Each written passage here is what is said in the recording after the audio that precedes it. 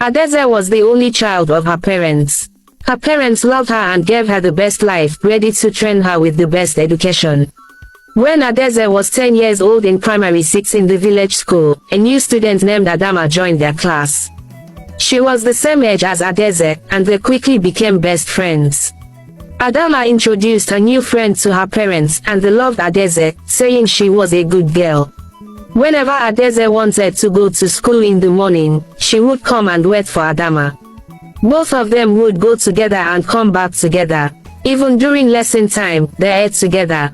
After finishing Adaeze's own food, they would eat Adama's food too. Their love for each other grew so much that even their teacher and classmates became jealous of them. After school, Adaeze would help Adama with house chores since she didn't have too much work to do at home. They played together, read together, and shared everything. After their exams, Adama insisted that she would attend the same school Adaeze would attend, and her parents agreed. They both went to the same secondary school. Their friendship became even stronger. One day after school, while they were trekking home, Adama told Adaeze how much she loved her and wished they would always stay close. Adaeze smiled and reminded her that after school, everyone would go their separate ways to look for greener pastures. Adama nodded, "It's true. After school, I will go to my elder brother who lives in town." Adaeze looked confused. "Elder brother? You never mentioned you had one." Adama smiled and said, "Yes, I forgot to tell you about him." She brought out his picture and showed Adaeze. "His name is Kennedy," she added. They both smiled and went to their homes that day. After their secondary school, they gained admission into higher institution. One afternoon while they were gisting, Adama told Adaeze how her parents were pressuring her elder brother to get married as their only son so he could give them a grandchild. Adaeze asked and what was his response. Adama said, "The last time I talked to him about it, he said he hasn't seen his missing rib yet." Adaeze smiled, "Maybe your parents should give him some time. Marriage is not something to rush into."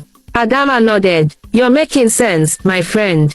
That's why I like telling you things that bother me." That evening, when Adama got home, she sat at the corner of their house, thinking. Adaeze is a good girl, the type any man would want to call wife. Maybe I should talk to my brother Kennedy and see if he would be interested in her. That night, she called her elder brother Kennedy and talked about Adaeze. "She is very beautiful, very intelligent and smart. You need to see her," she said. Kennedy felt warmth in his heart. "This one you're talking about her like this, it's like you know her well," he said. "Yes, she's my very good friend. Her name is Adaeze," Adama replied. Then Kennedy asked for Adaeze's picture. Adama said she would send it the next day. The next day Adama told Adaeze about it.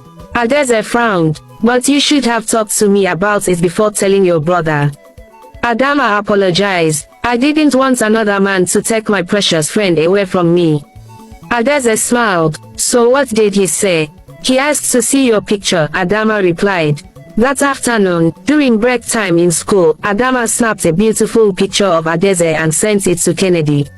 Once Kennedy saw her picture, he fell in love with her and asked his sister for Adaeze's phone number. She gave it to him, and they started talking on the phone. After 1 month, Kennedy called Adama and told her that he loved Adaeze and wanted to marry her. Adama was excited and that night, she told her parents. They were very happy and asked who the girl was. "She's my friend Adaeze," she said. Her mother asked Adama, "Do you think she can make a good wife?" Adama nodded. "Yes, ma." After their final year, Kennedy came back, paid Adaeze's bride price, and wedded her in church. Then they moved to the city. 1 month later, Adama called her brother and said she wanted to visit them in the city. Kennedy agreed. The next day Adama came with her luggage. Adaeze welcomed her warmly, and they played games and ate together like one family. The next day, as Kennedy was going to work, he dropped money for food as usual and left. Adaeze prepared to go to the market, and Adama insisted she would follow her. Adaeze agreed and they went together. This continued until one day, Kennedy dropped money and left for work, but Adama took the money and went to the market alone. When Adaeze searched for the money and didn't see it, she decided to wait. Hours later, Adama returned with foodstuff. Adaeze frowned. Why didn't you ask me before taking the money to buy anything? Adama snapped. I don't have to take permission from you before taking my brother's money to buy food for the whole family. Haba, Adaeze swallowed hard and walked away. Adama went into the kitchen and made food. The next day Adama woke up early and sat in the sitting room, waiting for Kennedy to drop money. Once he did, she grabbed it immediately and muttered to herself, if I don't secure my rights now, Adaeze will feel she can command me anyhow she wants. When Adaeze woke up, she swept the house, washed the dishes, bathed, and prepared to go to the market, only to find no money. Rage filled her. She took the key and locked the kitchen, then hid the key under her bed.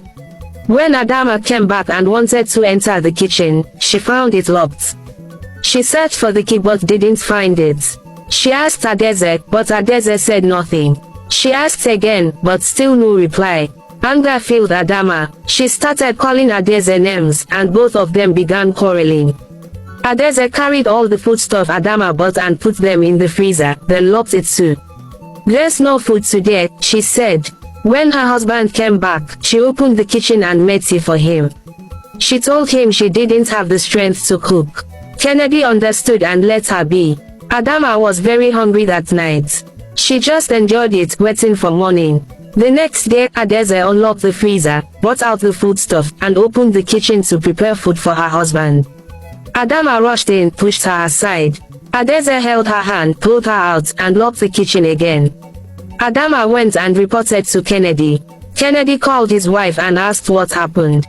Adaeze explained everything from the beginning. Kennedy told Adama to respect his wife, that she is now the owner of the house. If she says she doesn't like something, don't do it, he said.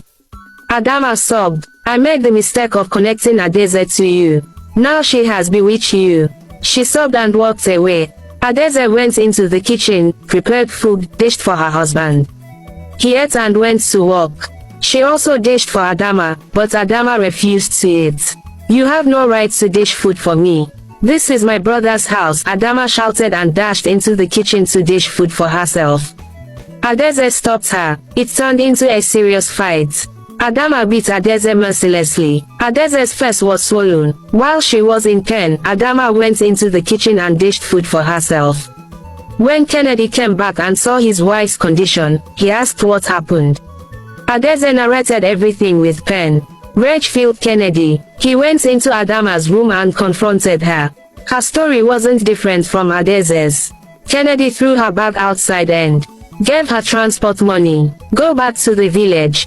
I don't want you to destroy my home. Adama sobbed. My only brother has turned against me because of a friend I introduced him to. She cried as she packed her things and entered a night bus back to the village. When she reached home, still crying, her parents asked what happened. She explained everything. Her parents blamed her. You should not have treated your friend and your brother's wife like that. They called and forced Adama to apologize. She did, and they forgave her, but they never let her come to stay with them again. Adaeze and Adama later became friends again, but not like before. Adama had broken their closeness forever.